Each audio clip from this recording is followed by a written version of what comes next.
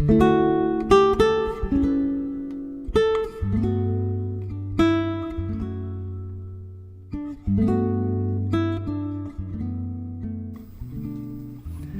안녕하세요. 오늘 기자 아카데미 첫 방송 시작하겠습니다. 어린이 여러분이 지금 네 분 나와 있는데 잠깐 소개를 하겠습니다. 저부터 소개할게요. 저는 도서관 할아버지로 유명한 벨 파워입니다. 유명하다고 그랬는데 그렇게 유명하지는 않고요. 여러분을 보니까 너무너무 기분이 좋아서 그렇게 막 말이 튀어나왔어요. 하나하나 자기소개부터 해볼까요? 여기. 네, 저는 3기 위례 기자단을 지원한 기자 김민지입니다. 만나서 반갑습니다. 네, 반갑습니다. 어떤 초등학교 다니나요? 저는 지금 현재 위례 푸른 초등학교를 다니고 있습니다. 네, 학교 이름도 아주 예뻐요. 푸른 네, 초등학교. 감사합니다. 네. 요새 계절하고도 맞네요. 그 다음에 저도 위례 푸른 초등학교를 다니고 있는 기자 문지은이라고 합니다. 네, 두 분 다 이제 학교 다니면서 기자가 됐어요. 굉장히 기분 좋겠네요. 네, 예, 어제 대통령 뭐 이렇게 만나고 나왔는데 기자회견 거기도 갈 수 있나? 그랬으면 좋겠는데 앞으로 그렇게 될 거예요. 네. 자, 오늘 무슨 얘기를 해볼까 지금 고민하고 있는데 여러분이 기자 생활, 기자단에 가입했으니까 기자 활동한 얘기 좀 들어볼까요? 우리 어떻게 기자단에 가입하게 됐어요? 친구랑 같이 도서관에 갔는데 기자단 카자로그가 있어가지고 카타로그로? 우연히 열어보게 됐는데 네. 근데 이거 진짜 재밌겠다. 친구랑 다른 반도 됐는데 활동할 게 없어서 고민하고 있었는데 네. 이걸로 하면 딱이겠다 생각이 들어가지고 그래요. 친구랑 같이 지원하게 됐습니다. 예, 잘했어요. 평소에 글쓰기 좋아하시나요? 그렇게 좋아하는 편은 아니에요. 근데 기자를 하게 되면 글을 좀 써야 되거든요. 네. 그래서 의무적으로도 써야 되는데 재미있게 쓸 수 있는 어떤 그런 습관 형성이 필요할 것 같으네요. 잘 네. 오셨어요. 네. 그다음에 우리 친구는 저도 저희 엄마가 단지 도서관 봉사를 하시는데 거기서 위례 기자단 그 잡지가 있어서 엄마가 네. 보게 돼서 하게 되었어요. 주로 도서관에 그 홍보물이 있어가지고 이렇게 왔군요. 네. 예, 엄마도 관심이 있으시고 본인은 어때? 본인 아까 그 얘기한 글쓰기에 좀 관심이 있어요? 그렇게 많진 않아요. 많지는 않아요. 그래도 평소에 글을 쓸 거 아니야. 뭐 일기 쓰나요? 네. 일기 써요? 학교에서 학교에서 써요? 요새 일기 학교에서 안 쓴다고 그러던데 학교에서 써요? 학교에서 숙제로.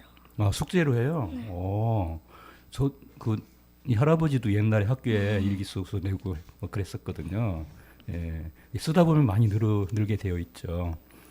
예, 그럼 평소에 취재 활동을 하려면 어느 쪽으로 주로 관심을 가지고 할 것 같아요? 뭐 학교 생활이나 아니면 주변의 무슨 문화 생활이나 아니면 학부모님이나 도서관님이나 뭐 어떤 쪽에 주로 관심 가지고 쓰고 싶어요? 저 같은 경우에는 위례에 이사 온 지 3년 거의 다 돼가는데 근데 아직도 위례를 잘 몰라가지고 위례 기자단 지원을 하면서 그러면서 위례에 대해서 취재하면서 좀 더 위례에 대해서 알아가는 그런 경험이 되었으면 좋겠다 싶어가지고 이번 3기 위례 기자단을 지원했습니다. 그러니까 위례에서 무엇을 알아가고 싶은가요? 지리, 뭐 전통, 뭐 역사, 뭐 아니면 어떤 거? 지리도 알고 싶고 그리고 위례가 위례성이 있었던 걸로 유명하잖아요. 네, 그렇죠. 그래서 남한산성 탐방도 있었다고 그 카다로그에서 봤거든요. 네. 그래서 역사도 좀 알고 싶어서 역사지리. 네, 여기를. 좋은 생각이에요.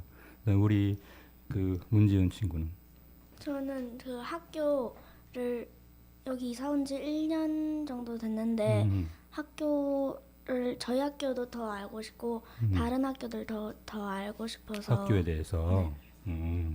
그러면 이제 지금 6학년이면 1년 있으면은 또 중학교로 갈 텐데 그 동안에 또 초등학교 그다음에 중학교까지도 좀 알아보고 싶나요? 네. 그렇게 하려면은 또 많이 인터뷰도 다니고 해야 될 텐데 그런 거 자신 있어요?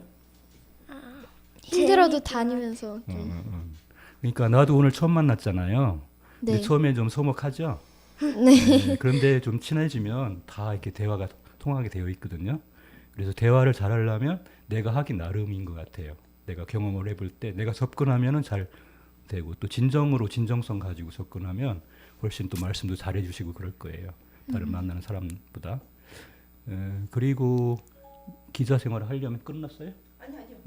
기자 생활을 하려면 또 다른 기자들이 쓴 거라든지 또 다른 신문이라든지 어린이 신문이라든지 이런 것도 많이 읽을 필요가 있을 것 같은데 그래서 그런 것도 계획을 하고 계신가요? 어떤 잡지라든지 아니면 신문이라 이런 거 어린이 신문 주로 그런 거 아니면 인터넷에서라도 저희 가족 같은 경우에는 네. 아버지가 신문을 챙겨보시는 편이어가지고 항상 아침에 일어나면 신문이 마루에 뒹굴고 있거든요. 뒹굴어? 그래서 뭐 갑자기 그림 보다가 네. 나 이거 궁금했었는데 그러면은 갑자기 네. 주워서 그냥 보거나 네. 그런 편인 것 같아요. 신문은. 네. 그러니까 관심을 가지면 우연히 보는 그런 자료들도 네. 굉장히 도움이 될 수가 있어요. 네.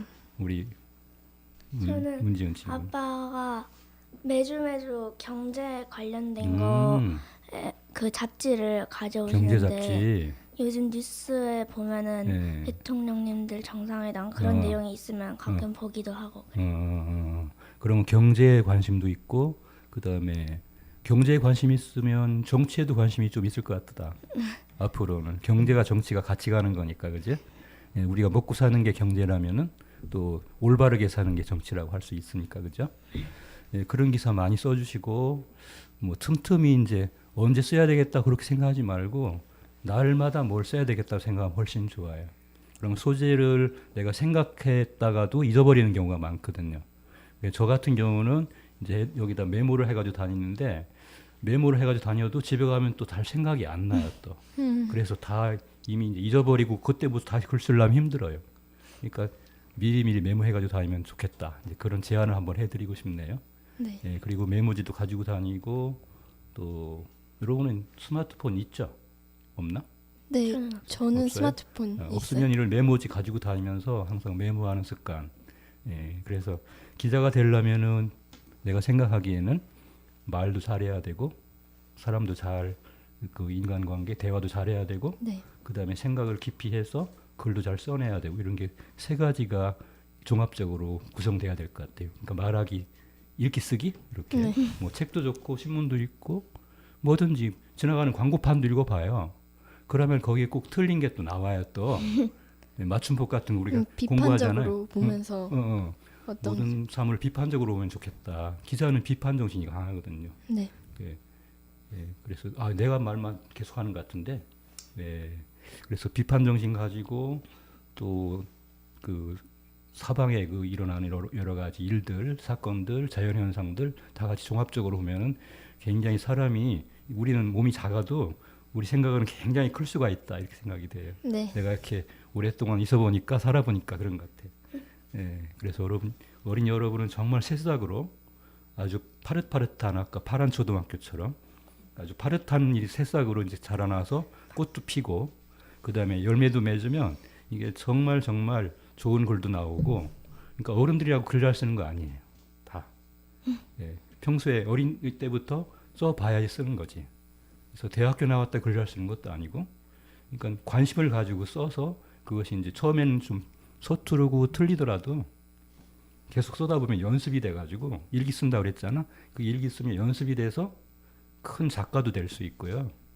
자기 나름 사회활동 하는 데 있어서 아주 보람이 있는 그런 활동을 할 수 있다고 생각이 되네요.